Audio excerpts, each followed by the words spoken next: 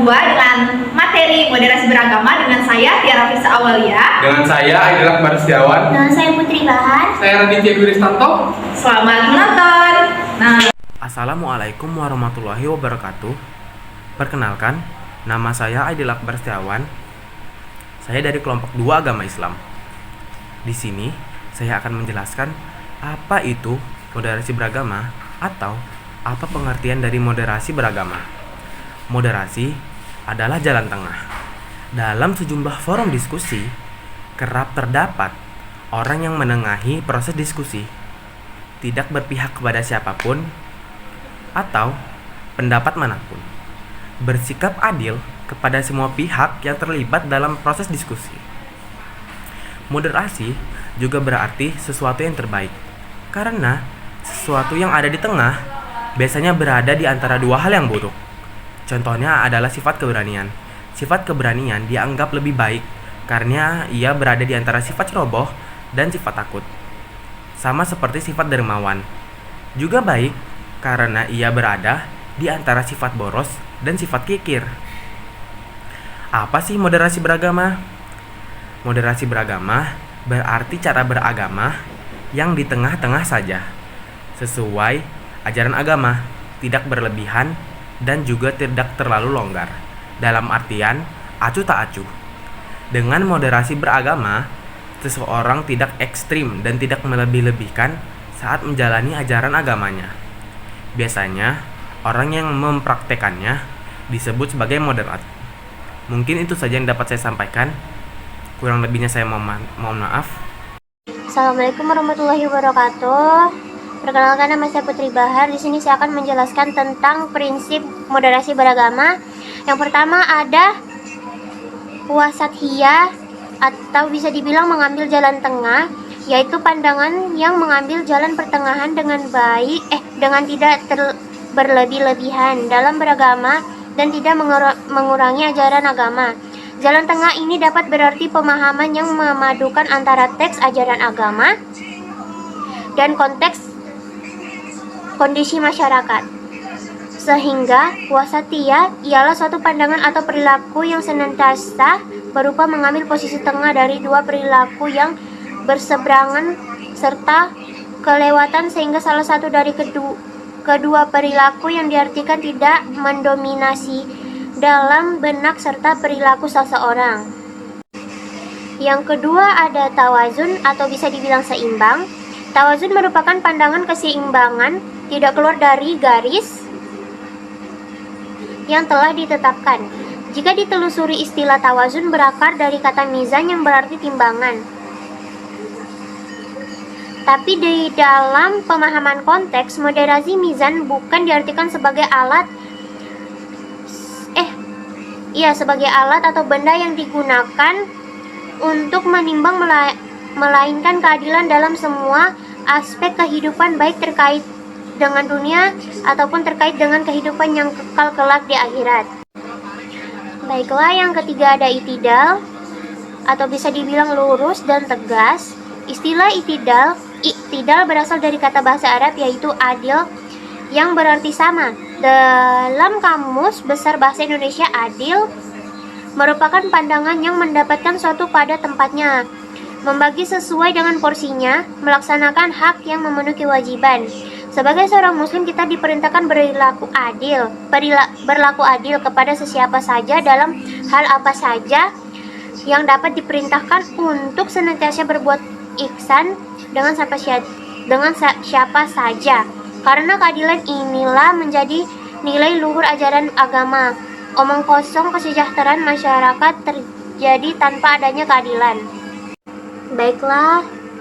Baiklah, yang keempat ada tasamu atau toleransi. Tasamu jika ditinjau dari bahasa Arab berasal dari kata samun yang berarti memudahkan. Sedangkan menurut Kamus Bahasa Indonesia, yang bersifat menghargai, membolehkan, membiarkan, atau sesuatu yang berbeda dengan berlawanan pendirian sendiri. Sebaiknya ada musawah. Musawah berarti persamaan dari segi derajat. Islam tidak pernah membedakan manusia dari segi personalnya. Semua manusia memiliki derajat yang sama di antara lainnya, yaitu tidak pandang jenis kelamin, ras, suku, maupun budaya. Dan tradisi juga. Pangkat karena semuanya telah ditentukan oleh Sang Pencipta. Manusia tidak dapat merubah ketetapan yang telah ditetapkan. Firman Allah Subhanahu wa taala dalam surat Hujurat ayat 13 yang artinya, hai manusia, sesungguhnya kami telah menciptakan kamu dari seorang laki-laki dan perempuan dan menjadikan kamu bangsa-bangsa dan bersuku-suku supaya kamu saling kenal mengenal. Sesungguhnya orang yang paling mulia di antara kamu di sisi Allah ialah orang yang paling takwa di antara kamu. Sesungguhnya Allah Maha mengetahui lagi Maha mengenal. Quran Surah Al-Hujurat ayat 13. Baik, selanjutnya adalah tantangan moderasi beragama. Yang pertama adalah radikalisme dan ekstremisme. Di Indonesia seringkali terkait dengan pandangan agama yang disalahartikan untuk kepentingan kelompok tertentu. Contoh nyata bisa dilihat dari dalam kasus terorisme yang dilakukan oleh jaringan kelompok seperti Jamaah Islamiyah atau ISIS, di mana mereka menggunakan ideologi ekstrim untuk merekrut dan mempengaruhi orang-orang agar melakukan tindak kekerasan. Yang kedua adalah intoleransi antar agama dan internal agama. Yaitu merupakan dua bentuk ketidaktoleranan yang seringkali terjadi di masyarakat Indonesia yang multikultural dan multireligius. Untuk intoleransi antar agama terjadi ketika ada ketidakmampuan atau penolakan dari kelompok agama tertentu untuk menerima dan menghormati keberagaman agama lain. Ini bisa berwujud dalam diskriminasi, konflik, hingga kekerasan terhadap penganut agama lain.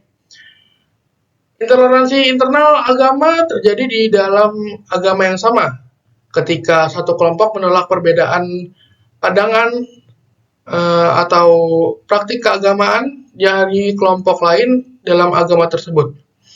Hal ini seringkali muncul karena perbedaan tafsir atau aliran. Dan yang ketiga adalah pengaruh media sosial dan penyebaran hoaks. Pengaruh media sosial dan penyebaran hoaks sangat signifikan dalam meningkatkan intoleransi baik antar agama maupun internal agama di Indonesia. Media sosial sering digunakan untuk menyebarkan informasi palsu atau hoaks yang memicu kebencian, ketakutan, dan konflik masyarakat. Hoaks yang terjebak di platform seperti Facebook, Twitter, atau WhatsApp sering dimanfaatkan oleh kelompok-kelompok tertentu untuk memperburuk ketegangan sosial atau agama. Dan yang terakhir adalah kurangnya pendidikan agama yang inklusif. Yang berarti bahwa sistem pendidikan agama tidak mengajarkan nilai-nilai keterbukaan, toleransi, dan penghargaan terhadap perbedaan. Pendidikan agama yang sempit cenderung hanya menekankan satu sudut pandang tertentu tanpa memperkenalkan siswa pada keberagaman yang lain. Hal ini dapat menyebabkan siswa tumbuh dengan sikap eksklusif, merasa bahwa keyakinan mereka yang paling benar, dan kurangnya menghargai pandangan yang lain. Untuk solusi selanjutnya akan dibawakan oleh Tiara. Pada Tiara, saya persilakan.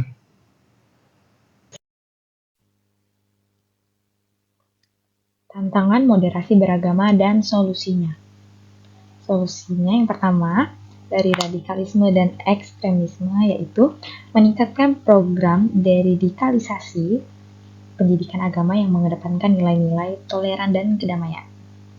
Yang kedua, solusi dari intoleransi antaragama dan internal agama dengan mempromosikan dialog antaragama dan intraagama untuk membangun saling pengertian, mendorong tokoh agama untuk memberikan contoh sikap toleran, dan menyusun kurikulum pendidikan yang menekankan pluralisme dan kerukunan. Yang ketiga, solusi dari pengaruh media sosial dan penyebaran hoaks, yaitu memperkuat literasi digital agar masyarakat mampu memfilter informasi yang diterima. Kerjasama pemerintah dan platform media sosial untuk memantau dan menindak tegas konten provokatif. Penggunaan media sosial secara positif untuk mempromosikan nilai-nilai moderasi.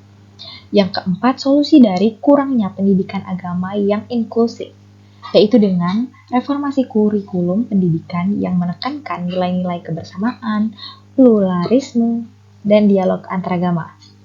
Pelatih untuk pendidik agama agar memiliki wawasan yang luas tentang moderasi dan toleransi. Dengan menghadapi tantangan-tantangan tersebut secara sistematis, moderasi beragama dapat diperkuat sehingga masyarakat menjadi lebih toleran, harmonis, dan damai. Kesimpulannya adalah moderasi beragama bertujuan untuk menciptakan kehidupan beragama yang harmonis, di mana setiap individu bisa menjalankan keyakinannya tanpa merendahkan atau memaksakan keyakinan pada orang lain. Ini penting untuk menjaga perdamaian sosial, menghindari konflik antaragama, dan mendukung keberagaman dalam masyarakat. Moderasi beragama juga mendukung dialog antaragama serta nilai-nilai kemanusiaan yang universal seperti keadilan, kebijaksanaan, dan kasih sayang. Sekian materi yang saya sampaikan.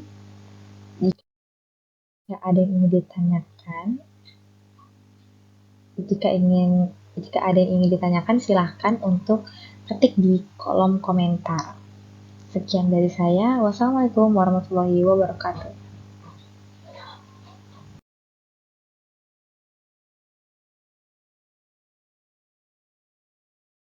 Terima kasih telah